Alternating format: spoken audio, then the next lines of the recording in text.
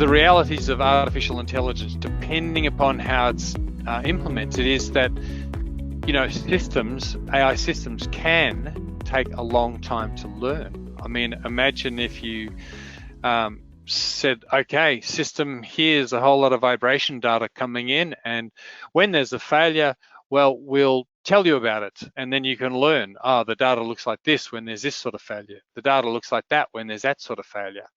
Well, as you can imagine, that it takes time to experience all the different fault conditions that might come up, and the combinations of it. There could be a bit of misalignment and a lot of that problem and a little bit of some other problem, etc. So it's going to take time, and meanwhile you're experiencing failures, which could be very expensive or could be dangerous. Now, you might be able to do it the manual, old-fashioned way, or the current way, in other words, in parallel with the artificial intelligence system.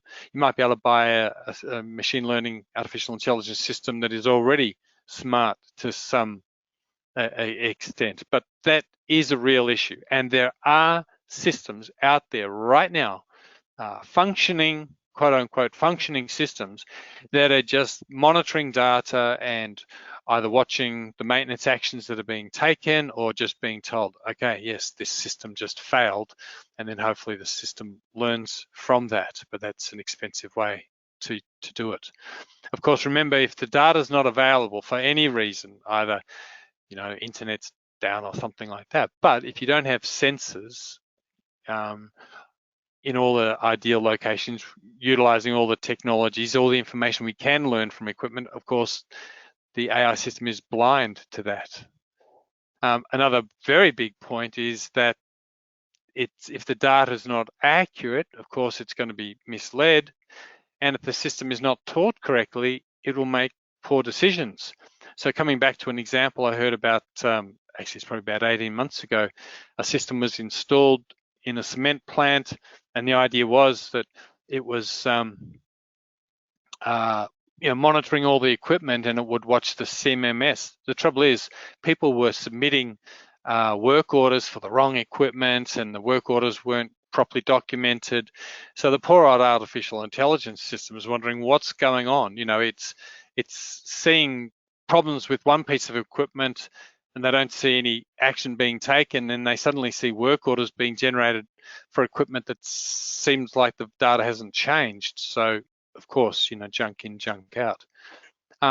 So the point to all of this, though, is that, you know, if a company is aware of the challenges, then it's going to have a lot greater success when it's, you know, understands realities of the situation and the challenges it's going to face.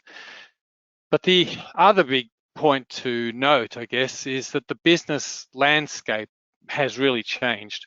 Now, this whole field, Industry 4.0, AI, machine learning, really is big business, as I mentioned before. And there are some very big companies involved, and therefore, you know, they're not talking to condition monitoring people in the company and the reliability and maintenance people.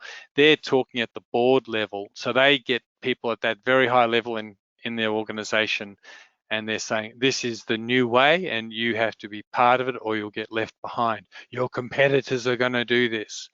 And on the other side of it is that management always want, I don't want to say this in a negative way, but they always want a quick fix. If someone can say, hey, spend this money, we'll install a system and all your problems will go away, well, then it's like, well, that's fantastic. You know, that sounds terrific. Particularly coupled with this fact that, you know, there can be that appeal of saying, oh, we're adopting the future of technology, we're utilizing artificial intelligence in our company. You know, the flip side to this is that when people like me say, well, you'll only really be successful with reliability improvement if you change the culture and you educate people and you have leadership skills and so on, and they're going, oh boy, that's not what we want to hear. Plug in a computer and spend some money and the problems go away. That sounds fantastic. People, culture change, you know, that's not what managers always want to hear. I'm making generalizations, but anyway. So as I mentioned before, though, in a company that is, suffering a lot of reactive maintenance, they don't have any view of the future, the condition of equipment, then obviously AI is better than nothing. So I'm painting a dark picture of artificial intelligence, pointing out some of the challenges that that organizations will face, and that will therefore create opportunities for you. If you understand their weaknesses, then you need to make them your strengths. So AI is not all bad. From a condition monitoring point of view, I think one of the biggest benefits that we will see is screening data. So instead of collecting lots and lots of vibration readings and then having to look at every single one of them to see, is this one okay? Is this one okay? Is this one gone above alarm limits and your alarms aren't set very well?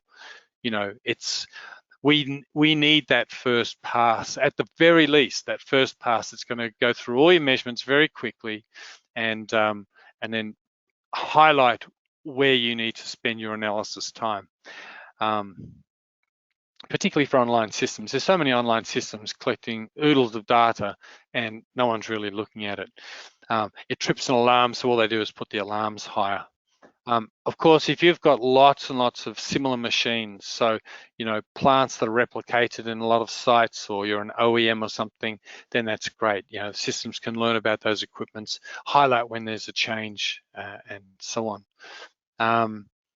And then, as I just mentioned, having a system that can say, okay, this machine, the data has changed, and we think this is the nature and severity of the problem, then that means that people can, utilize their time much more effectively. And then, of course, we can utilize more information from the equipment, not just vibration readings, but speed, operating conditions, temperatures, and other information that will sort of make it more effective. So definitely AI will improve the field of condition monitoring in the future. And the same is true in the field of maintenance and reliability, potentially identifying operating issues, so that the equipment's run correctly, identifying root causes. So it might see, okay, you've just installed that motor, but I can already see that there's problems or there's a defect in that component you just installed. It can do that reliability data analysis itself and maybe estimate remaining life. So there's a lot of other areas we could get into, but it will enhance the world of maintenance, reliability, and condition monitoring.